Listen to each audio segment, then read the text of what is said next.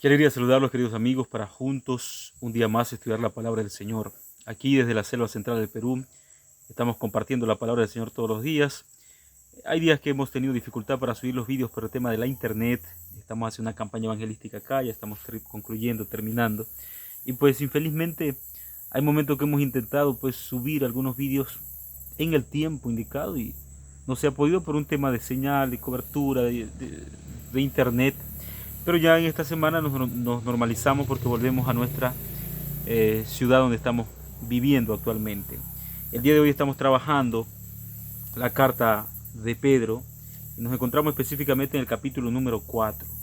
Un capítulo maravilloso porque aquí Pedro nos muestra la importancia, podríamos decir, de soportar las aflicciones, el dolor, las circunstancias negativas, tal cual como lo enfrentó Cristo Jesús. Me llama poderosamente la atención la forma como Pedro escribe en este capítulo. Él dice así: puesto que Cristo ha padecido por nosotros en la carne, vosotros también armaos del mismo pensamiento, puesto quien ha padecido en la carne terminó con el pecado. Entonces Pedro presenta a un Jesús que venció el pecado, que se hizo carne, y hacerse carne desde la perspectiva bíblica significa hacerse pecado.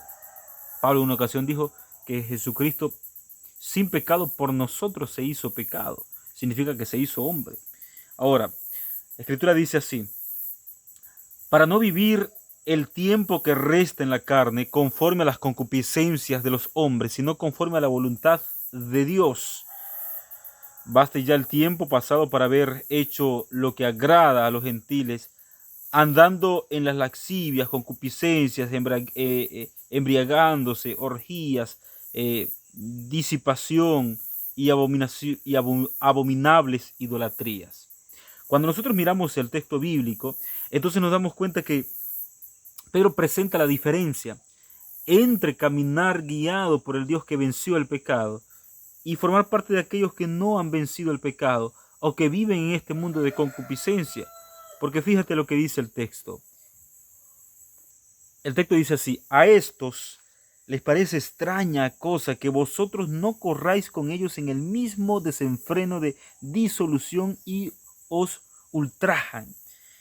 Pero ellos darán cuenta al que está preparado para juzgar a los vivos y a los muertos, porque por esto también ha sido predicado el evangelio a los muertos, para que sean juzgados en carne según los hombres, pero vivan según el Espíritu del Señor. Entonces aquellos que se mofan, se incomodan con la vida diferente, diferenciada, limpia, pura, santa, que viven y llevan todos aquellos que creen en el poder de Cristo Jesús, pues también tendrán que dar cuenta a Dios. Solamente déjame aclararte algo. Aquí el texto bíblico dice que los que ya están muertos, los que descansan, también han sido predicados. Y este texto tiene doble aplicación, porque algunos los aplican a las personas que escucharon el mensaje de Dios a través de Pedro y ya estaban descansando, durmiendo, muertos, en el momento cuando Pedro está escribiendo esta carta. Y otros aplican este texto a los que han estado muertos espiritualmente, porque recuerda que la Biblia califica como un muerto a aquel que no anda en el Señor y que no está en los caminos del Señor. Y tiene mucha lógica, porque el texto dice así: porque estos también han sido predicados, porque por esto también ha sido predicado el evangelio a los muertos, para que sean juzgados según las obras, pero vivan según el Espíritu del Señor. Es decir, si el texto, la continuidad del texto habla de que vivir según el Espíritu, entonces también puede darse para una aplicación espiritual, dando a entender que aquellas personas que han muerto pudieran estar muertos en sus delitos y pecados y el Señor los restauró o los está reservando para salvarlos cuando vuelva por segunda vez. Lo que sí tiene que quedar muy bien claro es que la Biblia, a través de todo el Antiguo y el Nuevo Testamento, nos muestra que los muertos nada saben y que los muertos pues están en su lugar esperando la resurrección, bien sea de vida eterna o de muerte y confusión. Por otra parte, el texto bíblico continúa diciendo: mas el fin de todas las cosas se acerca, sé pues sobrios y velad en oración. Velad, la palabra velad significa estar despierto en oración. No podemos dormir, y ahí tiene mucha coherencia lo que habla de los muertos. Una persona que está sin conexión espiritual posiblemente está muerta. Una persona que no ora está muerta en vida. Una persona que no se comunica con Jesús a través de la oración y que no deja que Jesús se comunique con él a través de la palabra está muerto en vida. Por eso es importante comprender que la victoria de Cristo en este mundo fue demostrando que en carne y hueso, siendo hombre, 100% hombre, el ser humano puede vencer todos los problemas de este mundo por la sangre de Cristo para vivir una vida separada y apartada por Dios. Versículo 8 dice: ante todo tened entre vosotros ferviente amor, porque el amor cubrirá multitud de pecados. Y el amor, no que el amor tiene poder para perdonar, porque el ser humano no puede perdonar a nadie por más amor que tenga, pero el amor tiene poder para guiar a las personas a la salvación, para salvar a las personas de pecado, para restaurarlos del mal y llevarlos al camino recto, al camino correcto, al camino de Jesús. Hospedados los unos a los otros sin murmuración. En el tiempo que Pedro escribe esto, hospedarse era hasta una necesidad, porque habían lugares y caminos donde caminabas desde un lugar hasta otro. Difícilmente había movilidad en ese tiempo, difícilmente podías hacer tus diligencias y tus ocupaciones a veces en un día, eso a veces tomaba varios días. Y para una persona movilizarse de una ciudad a otra, pues a veces tenía que encontrar un lugar donde descansar. El hospedar a una persona, tal cual como el día de hoy, era sinónimo de confianza, porque tú no puedes hospedar en tu casa a un desconocido. Pero cuando Pedro recomienda el hospedaje, está recomendando a la iglesia que aprenda, a nosotros, que cuando hablo de iglesia, hablo de nosotros como iglesia, aprender a ayudar a las personas cuando sea necesario. No es difícil hacer esta misión cuando nuestro corazón está dispuesto para hacerla, para cumplirla. Por otra parte, la Escritura dice: cada uno según el don que ha recibido, ministrelo a los otros como buenos administradores de la multiforme gracia de Dios. Porque la gracia de Jesús es una gracia la cual no nos pertenece, le pertenece a Dios.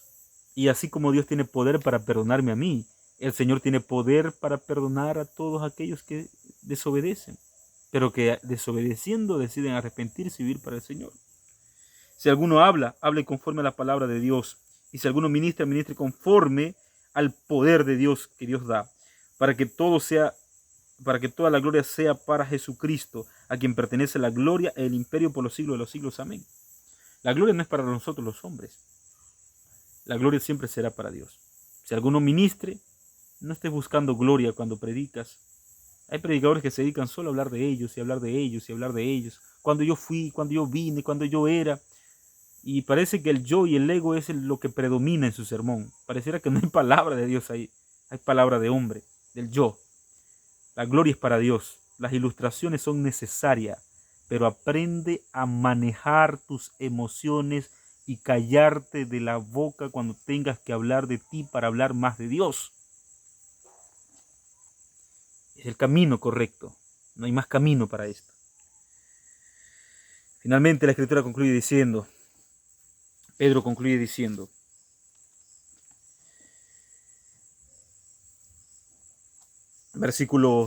quedamos en el versículo número 12. Amados, no os sorprendáis del fuego de la prueba que os ha sobrevenido como si alguna cosa extraña os aconteciese. Cuando viene la prueba, cuando viene la dificultad, cuando viene la situación, cuando la marea se agita, cuando pensamos que todo está perdido, que nada está bien, que no hay solución, que tus amigos te dan la espalda, tus líderes te dan tu espalda, las personas que te rodean te dan la espalda, tranquilo, no te sorprendas por eso. Ten la certeza, la convicción y la seguridad que Dios te el control y que todos aquellos que son guiados por el Espíritu van a pasar por esta circunstancia. Sino gozaos por cuanto sois participantes de los padecimientos de Cristo, para que también en la revelación de su gloria os gocéis con gran alegría.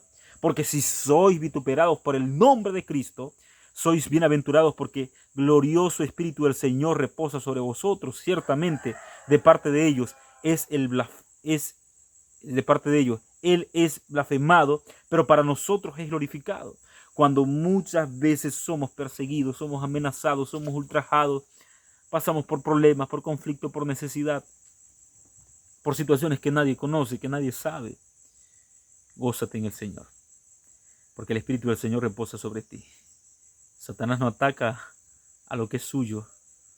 Satanás le hace guerra a sus enemigos. y todo aquel que es amigo de Cristo se constituye enemigo del diablo. Entonces tranquilo, porque esto es un semejante peso de gloria. Finalmente la Escritura concluye diciendo: así que ninguno de vosotros padezca como homicida, o como ladrón, o como malhechor, por entremeterse en lo ajeno. Pero si alguno padece como cristiano, no se avergüence, sino glorifique a Dios por ello. Si padeces por hacerlo bien, para hacer lo bueno, tranquilo. Si padeces por hacer lo correcto, tranquilo. Si padeces por decir la verdad, tranquilo. Si padeces por hacer lo que tienes que hacer, tranquilo. Si un día te botan de tu trabajo por ser correcto, por no misturarte, por no prestarte para la mentira, para el maleteo, para no prestarte para el fraude, tranquilo. Dios sabe lo que va a hacer contigo y Dios en algún momento te dará algo mejor. El texto bíblico concluye diciendo: porque es tiempo de que el juicio del Señor comience por la casa de Dios. Y si primero comienza por la casa, o sea, por nosotros, ¿cuál será el fin de aquellos que no obedecen el Evangelio de Dios? Versículo 18 dice: y si el justo con dificultad se salva, ¿dónde aparecerá el impío y el pecador? De modo que los que padecen según la voluntad de Dios encomienden sus almas al fiel Creador y hagan el bien. Hagan el bien. Hacer el bien recordando de que somos salvos por la gracia, pero seremos juzgados por las obras. Y aquel que es alcanzado por la gracia, obra conforme a esa gracia. Y aquel que es alcanzado por Jesús, obra conforme a la gracia de Jesús. Hermanos queridos, que el Señor nos bendiga, que tengamos un excelente día y que podamos depender de la mano poderosa de Dios. Te envío un grande abrazo, ya sabes. Si el mensaje del Señor te hace bien a ti, posiblemente le haga bien también a otros. Compártelo para que más personas conozcan de Jesús. Querido Dios, te damos gracias por tu palabra. Danos un día bendecido. Oramos en Jesús. Amén. Nos vemos mañana si el Señor así lo permite.